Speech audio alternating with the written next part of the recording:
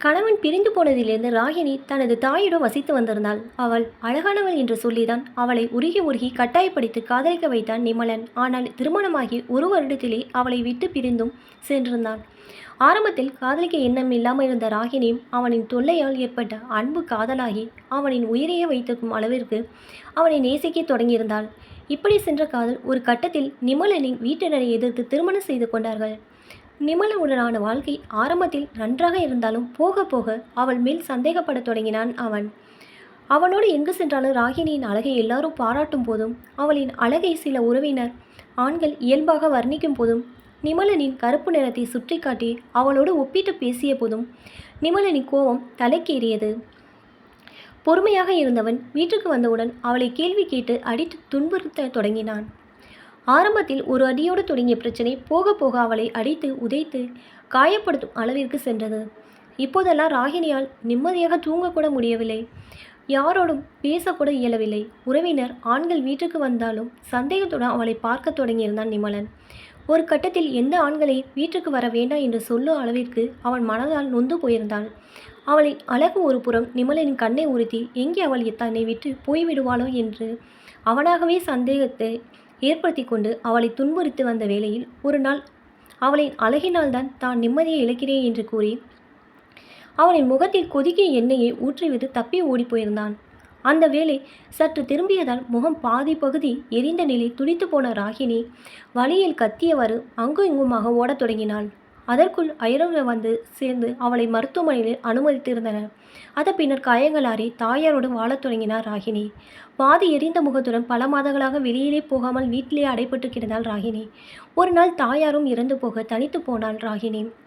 அவ்வப்போது அவளுக்கு காய்கறிகள் வாங்கி வந்து கொடுத்திருந்த உறவினர் மற்றும் நண்பர்களை அவளோடு இணைத்து மறுபடியும் ஊர் மக்கள் பேசத் தொடங்கிய போது மனமுடைந்து போனாள் ராகினி.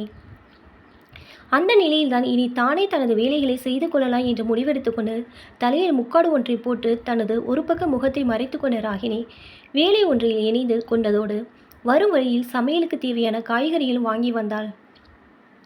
இந்த நிலையில்தான் ஒன்றுவிட்ட சகோதரின் திருமணம் நடைபெற உள்ளதாக அவளிடம் சொல்லப்பட்ட நிலையில் தனக்கென ஒரு தங்கச்சங்கிலியை வாங்கி கொள்ளலாம் என்று முடிவெடுத்து கொண்டு வேலை முடித்து வரும் வழியில் தங்க நகை கடைக்குள் நுழைந்தாள் ராகினி.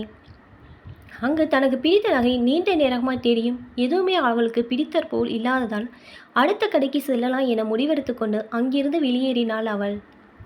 ராகினி கடைக்கு வெளியே வந்தபோது அப்போது கடையிலிருந்து ஓடி வந்த ஒருவன் அவளை முன் வந்து அவளை உள்ளே வந்துவிட்டு செல்லுமாறு அழைத்தபோது தனக்கு பிடித்த டிசைனின் நகை இருக்கிறது போல என்று எண்ணிக்கொண்டவாறு மறுபடியும் அதே கடைக்குள் நுழைந்தாள் ராகினி.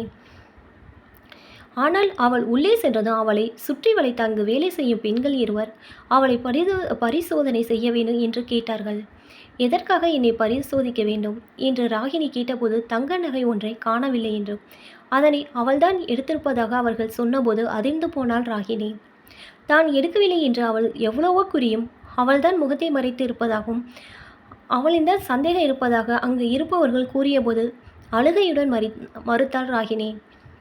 கண்காணிப்பு கேமரா உதவியுடன் பார்த்தால் உண்மை தெரியும் என்று ராகினி கூறியபோது அது முதலாளியின் அறையில்தான் உள்ளது. ஆனால் அவர் தற்போது இல்லாத காரணத்தினால் அதனை இப்போது பார்க்க முடியாது என்று அவர்கள் விளக்கம் கொடுத்தபோது மறுபடியும் தான் எதனையும் திருடவில்லை என்று கண்ணீருடன் வாதிட்டாள் ராகினி. அப்போது அங்கு நகை வாங்கியிருந்த ஒரு பெண்ணும் இவள் எடுத்ததை தான் பார்த்ததாக சொல்ல ராகினி கைப்பையும் பறித்து பரிசோதனை செய்தனர் அவர்கள். அதில் எதுவும் இல்லாததால் அவளை உள்ளே அழைத்து சென்று இரு பெண்கள் அவளை பரிசோதனை செய்தனர். அதற்கு முதலில் ராகினி எதிர்ப்பு தெரிவித்தாலும் தன்னை நிரூபிக்க அது ஒரு வழிதான் இருப்பதை உணர்ந்து அவர்களுக்கு ஒத்துழைப்பு கொடுத்தாள். ஆனால் அந்த பெண்கள் பரிசோதனை என்ற பெயரில் அவளை தொட்டு சீண்டி சிரித்த போதும் மனவெறுத்து போனாள் ராகினி. பின்னர் அவள் வெளியில் வந்தபோது வெளியில் போகும்போது அவள் தங்க நகையை எரிந்து விட்டதாகவும் அதனை எடுத்து தருமாறு அவர்கள் வற்புறுத்திய போதும் விகர்த்தியின் உச்சத்திற்கே சென்றாள் ராகினி. பின்னர் அவளை விடுவித்த போது அவளை திருடி என்ற பட்டப்பெயர் சொல்லி அவர்களை கலாய்த்தார்கள். எல்லாவற்றையும் பொறுமையாக கேட்டுக்கொண்டிருந்த ராகினி கண்ணீர் விட்டவாறே வீடு வந்து சேர்ந்தாள். அதே சமயம் கடைக்கு வந்திருந்த முதலாளியிடம் நடந்த சம்பவங்களை ஊழியர்கள் கூறியபோது உடனடியாக தனது அறைக்குள் சென்று பதிவு செய்யப்பட்ட கண்காணிப்பு கருவி பதிவுகளை ஆராய்ந்தார் அவர். அப்போது ராகினி தங்க நகையில் திருடவில்லை என்பதையும் அவள் மேல் குற்றஞ்சாட்டிய அந்த பெண் ஒருத்தி தனது தலை கொண்டையில் தங்கச் சங்கிலியை ஒளித்து வைப்பதை பார்த்தார். அவர் அதே நேரம் ராகினியை தனது ஊழியர்கள் நடத்திய விதத்தையும் பார்த்த அவர் அவளை கஷ்டப்படுத்தியதற்காக அவளிடம் நேரில் சென்று மன்னிப்பு கேட்கவும் என்று முடிவெடுத்து கொண்டார். அவள் பட்ட துன்பத்துக்கும் தனது ஊழியர் அவளை அவமானப்படுத்தியதற்கும் பிராயச்சித்தமாக அவளுக்கு ஒரு தங்கச் சங்கிலியை பரிசளிக்க வேண்டும் என்று எண்ணிக்கொண்டு கீழே வந்தார் அவர். கீழே வந்தவர் தனது ஊழியர்களிடம் தனது கோபத்தை காட்டி அவர்களை கண்டித்தார். தவறு செய்யாதவளை தண்டித்து திருடியவளை தப்பிக்க விட்டு விட்டதாக அவர்களை திட்டி தீர்த்தார். தனக்கு ராகினியை பற்றி ஏற்கனவே தெரியும் என்றும் பாதி எரிந்த முகத்தோடு அவள் பட்ட துயரங்களும் தெரியும் என்று கூறியவர் வாடிக்கையாளரை எவ்வாறு நடத்தக்கொள்ள வேண்டும் என்று ஒரு வகுப்பு எடுத்தார். பின்னர் ஒரு தங்கச் சங்கிலியை எடுத்துக்கொண்டு ராகினியை வீட்டை நோக்கி புறப்பட்டார் அவர். அதே சமயம் தனது அழகினால் சந்தேகப்பட்டு தனது முகத்தை அழகற்றவனாக்கிய துன்பத்தை தந்த கணவன் தந்துவிட்டு போன நிலையில் இப்போது திருடி பட்டமும் தந்தது ராகினியை நிலைக்குலைய வைத்திருந்தது. ஏற்கனவே வாழ பிடிக்காத நிலையில் இருந்த ராகினிக்கு இன்றைய சம்பவம் இனி வாழவே கூடாது என்ற முடிவை எடுக்க வைத்தது. நகைக்கடை முதலாளி அவளின் வீட்டுக்கு வந்தபோது அவள் இந்த பொல்லாத உலகத்தை விட்டு போக நினைத்த அவளை நகைக்கடை முதலாளி தடுத்து நிறுத்தினார். உனக்கு ஏற்பட்ட அவமானத்திற்கு பரிகாரம் செய்ய நினைக்கிறேன். அதனால் இந்த தங்கச் சங்கிலியை வாங்கிக்கம்மா. அவள் அதை வாங்க மறுத்துவிட்டாள். அந்த நகைக்கடை முதலாளி கூறினார், இனி உனக்கு எந்த அவமானமும் நடக்காத மாதிரி உனக்கு ஒன்று செய்ய நினைக்கிறேன். அதையாவது ஏற்றுக்கொள்வாயா என்று. என்னுடைய நெருங்கிய நண்பன் பிளாஸ்டிக் சர்ஜரி டாக்டர். உன் முக அறுவை சிகிச்சைக்கு நான் பொறுப்பு என்று கூறினார். ராகினி சம்மதம் தெரிவித்தாள். நல்லபடியாக சிகிச்சை முடிந்தது. நகைக்கடை முதலாளிக்கு நன்றி தெரிவித்து வெளியேறினாள். இறைவனுக்கு நன்றி தெரிவித்து 2 பிச்சைக்காரர்களுக்கு அன்னதானம் செய்தாள். அப்போது கைகால் இழந்த ஒரு பிச்சைக்காரனை பார்த்து அதிர்ச்சியானாள். அவன் வேறு யாருமில்லை, ராகினியின் கணவன்தான்.